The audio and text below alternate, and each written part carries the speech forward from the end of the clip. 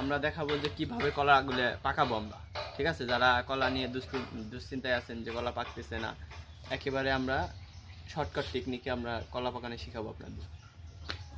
প্রথমে আমরা একেবারে এই ধরনের পলি নেব, একেবারে এই ধরন বা আপনার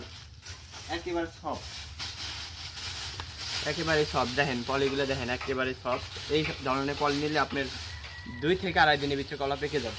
ঠিক আছে, আপনার এইগুলো খালার উঠে এই যেগুলো, ঠিক আছে, এগুলো নিলে পরে আপনার কলা অতি শীঘ্রই পেকে যাবে।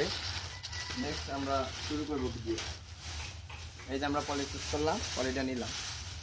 ঠিক আছে, পলিটা নেওয়ার পরে ভাজ করলাম,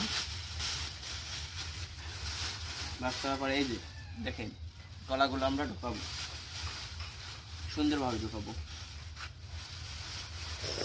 এই যে 2 থেকে 3 থেকে 4 ফানা ঢুকানোর পরে আমরা এই যে আপনারা দেখতে পাচ্ছেন যে পাকা কলা, একটা পাকা কলা এই যে ঢুকাইলাম।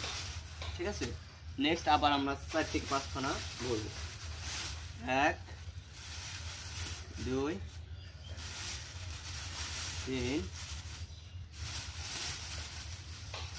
4, এই যে আপনার 5 ফানা ঢুকাইলাম। ঠিক আছে, আবার আরেকটা কলা নেব, কলা নেওয়ার পর আবার এই যে কলাটা ঢুকাবো। ঠিক আছে, 1 2 3, আমার পলিতে আর আটবে না। ঠিক আছে, কলা এইভাবে আমরা, আর এইসব ফাঁকা জন্য না থাকে, এইটা আমরা পলিতে আটকে দেবো। ঠিক আছে, এরকম ভাবে বাইন্ধে দিলেই ওদের কলা পেকে যাবে। ভিডিওটা ভালো লাগলে লাইক কমেন্ট শেয়ার করবেন।